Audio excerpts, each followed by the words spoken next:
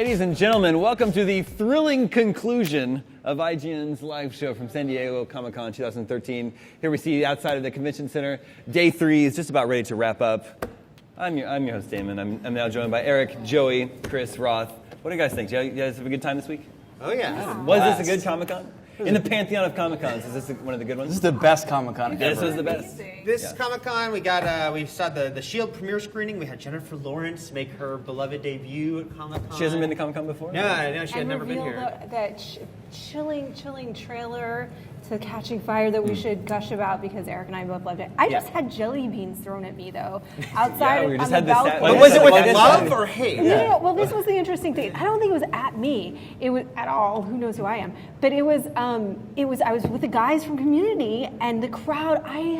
Was insane, yelling, screaming, throwing jelly beans. I think trying to get where were they their getting the jelly attention. beans I from? don't know where they got the jelly beans. I watched Community. There's no jelly beans. Or maybe it was dots. Right. But just by happenstance, they kept hitting me. You're a superstar, that's why. Take pride in that. I think that collateral damage. It's just amazing to me the intense love for this show. That was just, I knew about it, but that was revealed to me in a physical way via jelly bean. Oh, yeah. In Hall H tomorrow, there will be more love. Insanity. Yeah. The girls were really fun to interview, too. They were indeed. And I have a new hat. Thanks to Allison. Yeah. We've talked about it.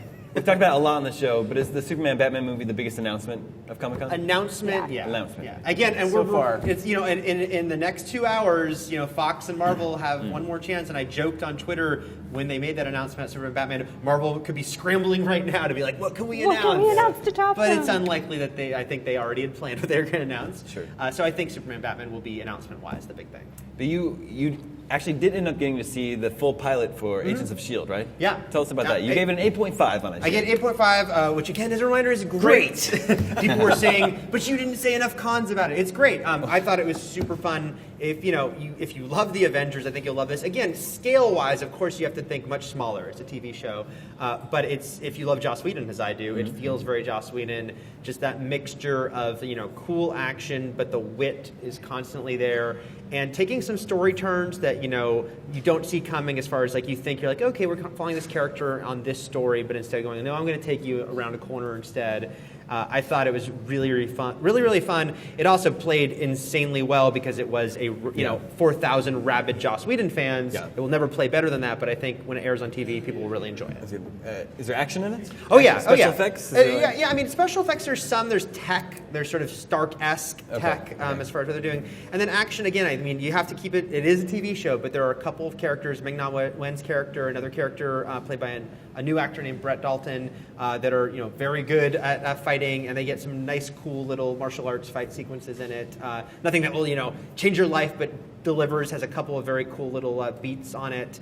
And again, that mixture of humor, that's what Whedon does so well, takes a really tense sequence, a really cool sequence, and then also adds that extra beat, had the audience cracking out. And what about Agent Coulson? He's great. I mean, it's great to have him back. Clark Gregg, is such a great fit for that character. And all I'll say about his return is they give you a reason that is a little too easy, and then they let you know that's a little too easy, and which they've kind of insinuated in interviews, because there's some dialogue, this is how I'm back, that you're like, is that it? And then they let you know that's not quite it, but we're going to deal with that down the line. Nice. And then what about Catching Fire? Yeah, I want to hear about Catching Fire. Oh, did you guys see the trailer? I did, and I had literal chill. Do you guys read the books? Mm-hmm. No. Okay. But I know nothing, so pitch me right now. Love the books. The books are great. I mean, you should read the books. But I mean, I think that the thing about this trailer that I got very excited about is that it captured the tone of this book, which is going to get this movie, which is going to get a little more in depth in sort of the politics of this world, but also it's a very, very fantastical games that they're going into, and they did not shy away on those special effects. They didn't show you the games themselves that are going to take place. This is not a spoiler, on an island. You see her dive into water but they did show you that they have probably, I think, improved and put a little more money into the special effects, even just from the scenes with the dresses and the Mockingjay dress. And you get the idea from the Mockingjay. Okay, I'm going to be clear now. Basically what happens is the Mockingjay becomes Katniss's symbol, as we know from the first one, and it's the symbol sort of rebellion. And so for her to go into the games in the dress of a Mockingjay, which they showed in the trailer, so that is not a spoiler, lets you know the depth of where they're going to go with this movie into her rebellion against this world in the Capitol. And there was one really badass part where she shoots an arrow that I think you can see Francis Lawrence is going to bring a much more sort of dynamic action style. I really enjoyed the first movie, but I don't think you're going to get the shaky cam thing. There's that part where she ducks out of the way, pulls back, and draws, and I was like, that's cool. That was awesome. She was trained, when I interviewed her for Catching Fire, she had been trained by an Olympic archer. I think that's how you say it. An Olympic archer, and she basically had the bow and arrow in the trunk of her car at all times. I mean, she just So if someone attacks Jennifer Lawrence. So that's it. You're good. As long as she can get to the trunk of the car. I mean, she really took to archery. She really loves it. I think that's clear absolutely in the footage. And I think, a lot of people had problems with the shaky cam. We're not going to see that. It was very clear to me. The effects were there. The action sequences were going to be there. But perhaps most importantly, the story was really going to be there as well. It looks really good. Chris, what was your favorite moment of Comic-Con this year? My favourite moment at Comic-Con? Probably taking direction from Edgar Wright. Yeah? Yeah. What at our World's directed End party, we had a photo booth there, a green screen. I asked him if he'd do a picture with me. And he said, yeah, and we were just going to take it normally. And he said, no, do this, grab that, do this, I'm going to do something behind you. And we did the picture, and then I looked at it, and we recreated the poster without me realising. Oh, nice. And he was like, you've just taken direction from Edgar Wright. How about you, Joey? Actually, I was in this the Marvel Games panel earlier today, which I was just I went in there early because I had to cover a panel after that.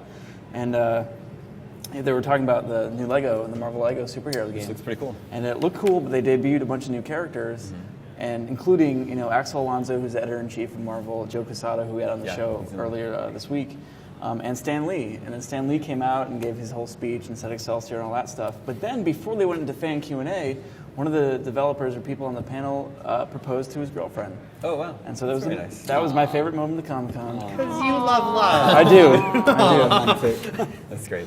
Well, ladies and gentlemen, thank you so much for sticking with us through the past 3 days. Live streaming Comic-Con to all the people at home. It's been a lot of fun. Yes, it has. Thank you very much for tuning in. The only reason in the world we do any of this is for you, so we really appreciate you guys sticking with us over the past 3 days. Hope you enjoyed it. I'm Damon Hatfield signing off from IGN Live at San Diego Comic-Con 2013. Everybody have a great weekend.